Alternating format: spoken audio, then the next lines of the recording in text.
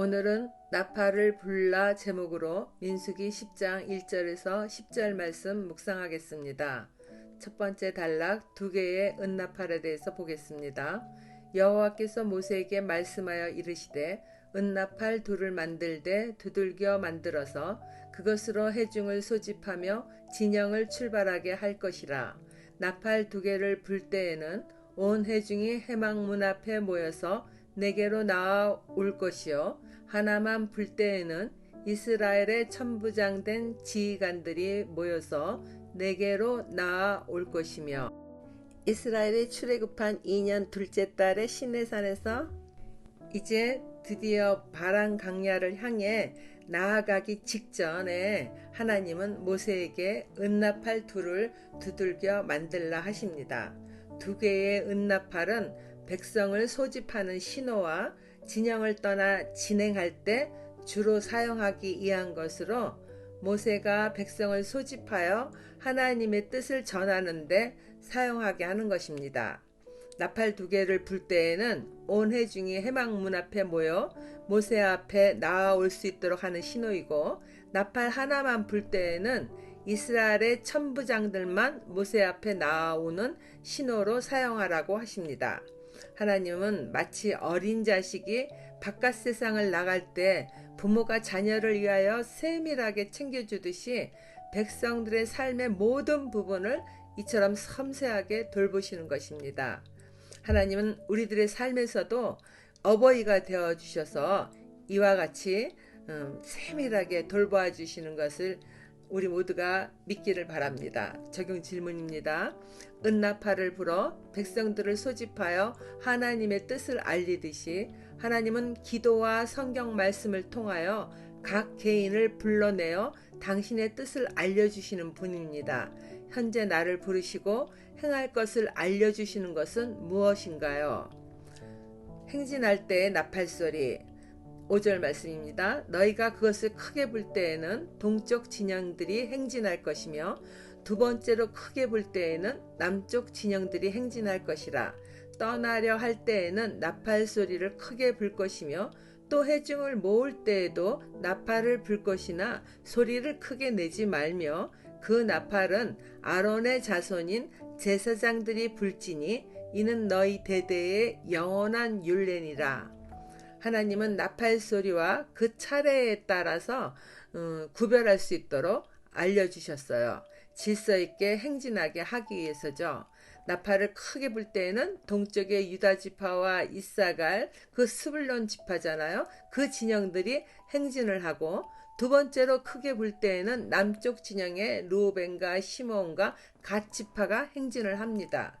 그리고 성경에는 지금 기록되어 있지 않지만은 다음에는 이제 서쪽에 배진된 진영과 북쪽에 배진된 진영들이 차례로 출발하였을 것입니다. 이와 같이 진영을 떠나 출발할 때에는 나팔을 크게 불라 하셨는데, 백성들을 모을 때에는 나팔을 크게 소리내어 부르지 말라 하십니다. 행군할 때에는 나팔 소리를 크게 해서 그들의 사기를 북돋을 수 있었을 거예요. 그러나 진영에 머무는 동안에는 백성들을 이렇게 소집하면서 나팔 소리를 그렇게 크고 예리하게 부를 필요가 없잖아요. 그냥 평온하게 들릴 수 있도록 부르라 하시는 겁니다. 이 모든 것이 그들을 향한 배려에서 나오는 하나님의 지혜이죠. 이들은 계수된 군인들만 60만 명이나 넘는데 군사들이라고 하지만은 사실 이들은 애굽에서 종살이만 하였을 뿐 훈련을 받아본 적이 없는 군사들입니다. 제사장이 부는 나팔 소리에 귀를 기울이고 절대적으로 순종하여 나아가야만이 질서를 유지할 수 있는 공동체가 될 수 있습니다. 그리고 나팔을 부는 사람은 오직 아론의 자손인 제사장들이 불도록 하나님은 율례를 명확하게 정해주셨습니다. 적용 질문입니다. 하나님은 제사장만이 나팔을 불 수 있도록 대대의 영원한 율례를 세워주셨습니다. 오늘날에도 영적 지도자들을 통하여 하나님은 믿음의 공동체를 인도하시길 원하십니다. 나는 영적 지도자가 하나님의 말씀을 전할 때 질서와 직임에 따라 온전히 순종하고 있나요? 마지막 단락입니다. 전쟁 시와 희락의 날에도 나팔을 붑니다. 또 너희 땅에서 너희가 자기를 압박하는 대적을 치러 나갈 때에는 나팔을 크게 불지니 그리하면 너희 하나님 여호와가 너희를 기억하고 너희를 너희의 대적에게서 구원하시리라. 또 너희의 희락의 날과 너희가 정한 절기와 초하루에는 번제물을 드리고 화목제물을 드리며 나팔을 불라. 그로 말미암아 너희의 하나님이 너희를 기억하시리라. 나는 너희의 하나님 여호와이니라.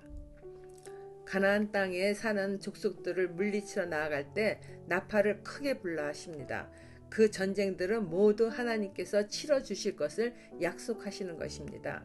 실제로 구약 성경을 읽어보면은 이스라엘 백성이 가나안에 들어가면서부터 시작되는 모든 전쟁이 하나님의 도우심으로 승리하는 것을 볼 수 있습니다. 처음 전쟁에서도 모세가 종일토록 하나님을 향하여 손을 높이 들 수 있도록 아론과 훌이 양손을 붙잡아 주므로 아말렉과의 전쟁에서 승리할 수 있었습니다. 또 가장 정복하기 어렵다는 여리고성이 무너진 것도 하나님의 말씀대로 7일째 되는 날 나팔을 크게 불자 견고한 여리고성이 무너졌습니다. 견고한 여리고성이 무너지자 하나님을 의지하는 것을 잊고 자신의 힘으로 이길 수 있다고 생각한 작은 아이성의 전쟁에서는 참패를 당하기도 했죠.